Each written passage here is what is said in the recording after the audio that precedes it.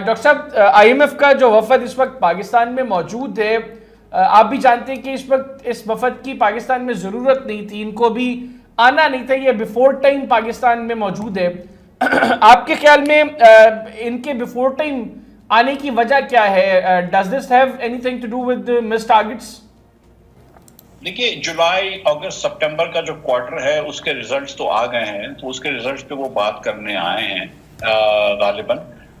لیکن میرے خیال سے ان کے ایجنڈے میں یہ نہیں ہوگا کہ جو پچھلا رزلٹ پہلے کوارٹر کا آیا ہے جس میں ہم نے ٹارگٹس مس کیے ہیں اسی کی بات کریں، بلکہ جو اور گورنمنٹ نے اسٹرکچرل بینچ مارک کے وعدے کیے ہوئے تھے، مثال کے طور پر زراعت کے اوپر ٹیکس لگانا، مثال کے طور پر NFC نیشنل فائنینس پیکٹ بنانا، کچھ اخراجات وفاق سے صوبوں کو ٹرانسفر کر دینا، کچھ صوبوں کے سرپلسز کرنا، وہ کوئی چیزیں جو ہیں اس پہ کوئی مثبت کام نہیں ہوا، تو میرے خیال سے اس کے بارے میں بھی یہ بات کر رہے ہیں. سر، اس وقت جو خبریں آئی ہیں، دو ایشوز ہیں، مختلف سٹوریز جو ہائی لائٹ ہو رہی ہیں.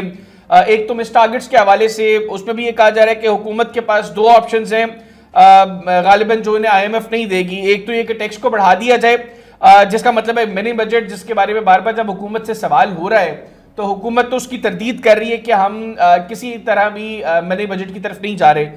دوسرا ہے اپنے اخراجات کو وہ کم کر دیا جائے، اور بہت سے اکانومسٹ سے کہہ رہے ہیں کہ جتنا بجٹ کم ہوا ہے، جتنے ٹارگٹس مس ہوئے ہیں، اس کے لیے شاید منی بجٹ کی ضرورت نہ پڑے. آپ کی اس کے اوپر کیا رائے ہے؟ دیکھیے، جو FBR بات کرتی ہے وہ کہتی ہے کہ دو وجوہات سے ٹارگٹ مس ہوئے ہیں. ایک تو وہ کہہ رہے ہیں کہ ہمارے پاس ملک میں درآمدات کم ہوئی ہیں، امپورٹ جو ان کا ٹارگٹ تھا، جو انہوں نے تصور کیا تھا اس کوارٹر میں جو امپورٹس ہوں گے، جو درآمدات ہوں گے اس سے کم ہوئے ہیں. تو اس کی وجہ سے امپورٹ کے اوپر ڈیوٹیز کم ملی ہیں، اور اس کی وجہ یہ بتائی جاتی ہے کہ معیشت بہت سلو چل رہی ہے، وچ از ٹرو. دوسری انہوں نے بات یہ کی ہے کہ انفلیشن کم ہوا ہے، افراط زر کم ہوا ہے، اس لیے شاید ہم اتنے پیسے نہیں جمع کر سکے. تو اس کا جواب IMF شاید یوں دے گا یا دیتا ہوگا کہ اگر آپ کا انفلیشن کم ہوا ہے اور آپ کے ٹیکس ریونیوز کم ہوئے ہیں تو پھر آپ کے اخراجات بھی کم ہونے چاہیے. اگر آپ 22% آپ نے جاری اخراجات بڑھائے ہیں اور 64% آپ نے PSDP بڑھایا ہے، اور اب اگر آپ یہ کہہ رہے ہیں کہ انفلیشن آدھا ہو گیا ہے، تو پھر اخراجات کے اندر بھی تھوڑی سی کمی لے کے آئیے. آدھی نہ کریں لیکن کم از کم کمی لے کر آئیں. اب یہ حکومت کے اوپر ہے کہ وہ مزید عوام کے اوپر بوجھ ڈالنا چاہتی ہے یا کچھ ایکسپینسز کٹ کرے.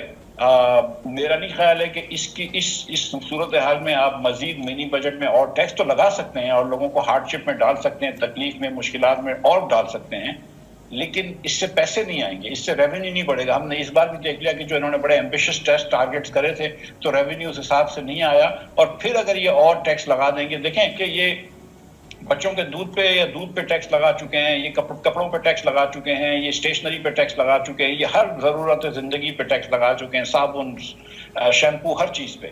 اب کوئی چیز بچی نہیں ہے کہ جس پہ یہ ٹیکس لگا سکیں. ڈاکٹر صاحب، ٹریڈرز ہیں نا، ابھی ان کے اوپر ٹیکس لگایا جا سکتا ہے.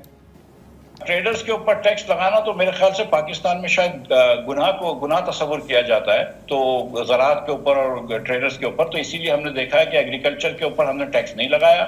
آپ نوکری پیشہ ہیں، 50,000 روپے کی اگر آپ کہیں نوکری کرتے ہیں تو آپ کے اوپر ٹیکس ہے، لیکن اگر آپ کے پاس 1000 ایکڑ کی زرعی اراضی ہے تو آپ کے اوپر ٹیکس نہیں ہے. اسی طرح اگر آپ کے پاس بڑی دکان ہے تو منیمم ٹیکس جو 100 روپے کر دیا ہے.